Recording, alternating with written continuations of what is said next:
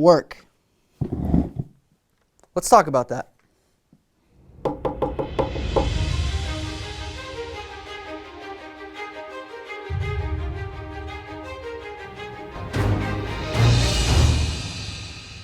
Hey guys, this is Andrew with another Sabbath School short, and this week we're looking at lesson number 11, which is titled The Christian and Work. And the memory text for this week is found in 1 Corinthians chapter 15, verse 58, and it says this: Therefore, my beloved brethren, be steadfast, immovable, always abounding in the work of the Lord, knowing that your labor is not in vain in the Lord. And so this week we're going to be talking about the role of work in our lives as Christians and what that looks like in the role of education as well, which is a theme for this Sabbath school lesson. Learning about God, growing in God, right? That's what we mean by education. I'm not talking about sitting in a classroom, but I'm talking about just growing and learning more as human beings as we live life, right?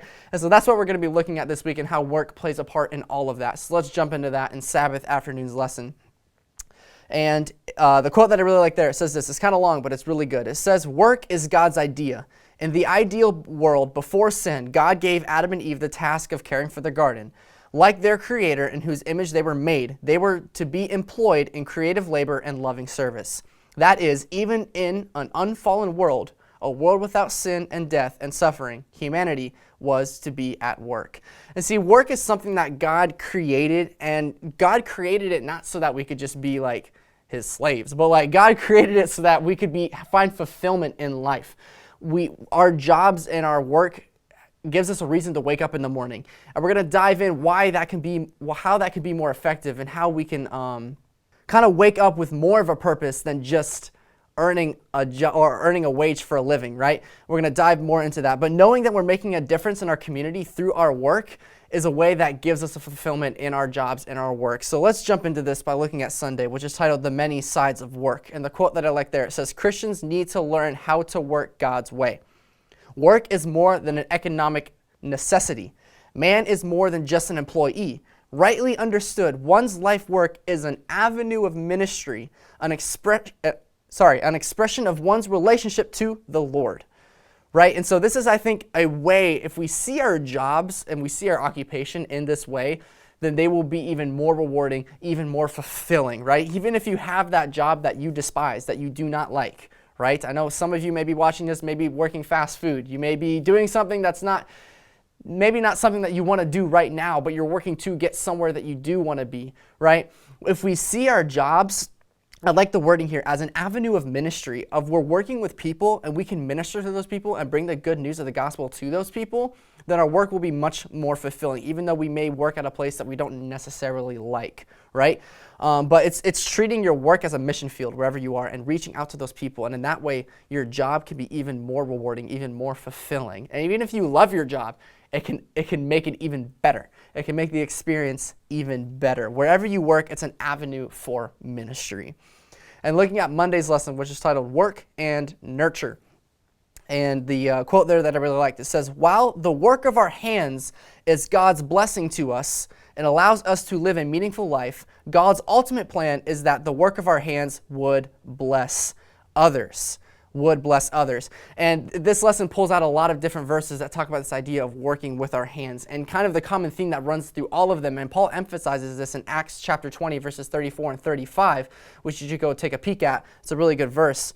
Luke wrote it, but Paul was speaking. But this idea that the work of our hands is to bless others. That is the reason why we should work. This enables our jobs to give us purpose. When we realize that the things that we are doing with our hands, that are our occupation, our jobs, whatever it may be, it's so that we can make a difference in someone else's life. And when we see it through that lens, we can start reaching out to the people around us. We can start treating people with more kindness at work, knowing that what we're doing is making a difference in society, is making a difference in the job that God has put us in for that moment of time, for that season of life, right? And so jumping over to Tuesday's lesson, which is titled Work and Excellence. And the quote that I like there, it says, however, although the standard appeared to be high, it was God himself who provided not only the impetus, but also the human resources for reaching it.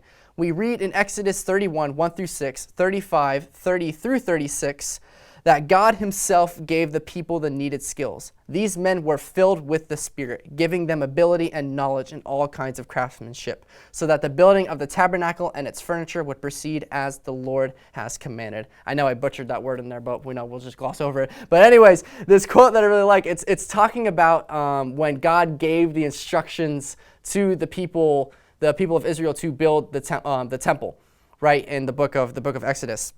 And it's this idea that God gave them the instructions, but then he also gave them the means and the ability to carry out those instructions, that they weren't working alone. And I think that's what this tries to pull out, is that our work can be excellent, it can be amazing when we're trusting that God is empowering us to do that work along the way. And so it may be really hard to reach out to the people that you're working with, but knowing that God is empowering you and strengthening you, you can step out and do that, right? And your work can become excellent. It can become that thing that God wants your work to be that avenue for ministry. And it can empower you. It can encourage you to walk out and to reach out to those people, knowing that God is working alongside of you. You're not in this alone. And so Wednesday, which is titled Work and Spirituality, and the quote that I like there, it says, "If we live in the Spirit, let us also walk in the Spirit." That's Galatians 5:25. One's work and spirituality are inseparable. Christianity is not a garment that can be put on or taken off as one changes moods or passes through different phases of life. Instead, Christianity creates a new being who manifests himself or herself in every dimension of life, including work. And I think this is a really powerful quote because we live in a society today that's very dualistic or very compartmentalized. That this is my work life, this is my home life, this is my spiritual life, and we never mesh any of them. And sometimes that's a good thing. The lesson brings out actually, sometimes that's a good thing. You don't want to bring all the stresses of work like back home that causes friction between your family, right? That's no good. But the thing is about this spirituality compartment is that it needs to be interwoven in everything that we do as Christians, right? When we become believers of Jesus Christ, we surrender our lives completely to him so that he can work within us and through us no matter where we are. So Christianity affects every aspect of our lives. And I really like this lesson because it tells of a story of a hospital story, in Florida hospital. You should go read that. It's really, really good. But basically, there was a guy, he had a friend, it was a friend or a wife, I can't remember off the top of my head, but it was somebody who was dying at the hospital, and the nurses at Florida Hospital who had their education through Adventist schooling and everything, and they had this mindset of their spirituality was interwoven with their work life, and basically they were so much kinder, they were much more serving, and he noticed that. And he saw a difference in them, and it led him to donate like $100,000, I think the lesson says, to Florida Hospital because he saw the difference in their lives because spirituality and work were interwoven together, and it made a difference in his life. It's a really cool story. You should go read it for the details and stuff. It's really good. So looking over at Thursday's lesson, which is titled Work and Stewardship. And the quote that jumped out at me, it said, "The Christian's work grows out of fellowship and work with God. Work is one way by which we can practice the presence of God. To compartmentalize our religious life, to limit God to one day, 1 hour, or even just one area of living is to reject the very presence of God in these other areas." You see, it's kind of emphasizing this fact again, we cannot compartmentalize God out of certain areas of our life. He has to be involved in everything. And stewardship, the lesson brings us out, is allowing him in all areas of our lives to empower us to take care of the things that he's given to us, our gifts, and yes, our money too. Stewardship, everyone always just thinks of money. The lesson talks about that too. Always just thinks of money, like my fiscal responsibility. Like, no, it's everything that God has entrusted to you to take care of. And allowing him to empower you and guide you to do that is good stewardship. And the way that we do that is not by compartmentalizing God to just one little area. We allow him to be involved in all areas of our lives so that he can work in us and through us no matter where we are placed. And so looking over at Friday in the further thought section, it says, "The life of toil and care, which was henceforth to be man's lot, was appointed in love. It was a discipline rendered needful by his sin, to place a check upon the indulgence of appetite and passion, to develop habits of self-control. It was a part of God's great plan for man's recovery from the ruin and degradation of sin." And that's actually Ellen White, Patriarchs and Prophets, page 60. And Friday kind of talks about this Some people say that work was created after the fall of sin, and so work itself is actually corrupt and evil. And Ellen White refutes that idea of saying, no, work is actually part of God's great plan, and it molds us, it builds our character, it builds us to be more like Him as we work, and as we realize that our work is an avenue for ministry, to reach people, to evangelize, to be there for people, right? And that work is actually this great blessing that can grow us to become more like Christ and to be missionaries in the work field that God has placed us in. So that's this week's Sabbath School Short, The Christian and Work. I hope you guys enjoyed it. As always, if you could leave a thumbs up for this video, subscribe to Advent Blueprint. Also, drop a comment down below. We'd love to have a discussion, a dialogue with you.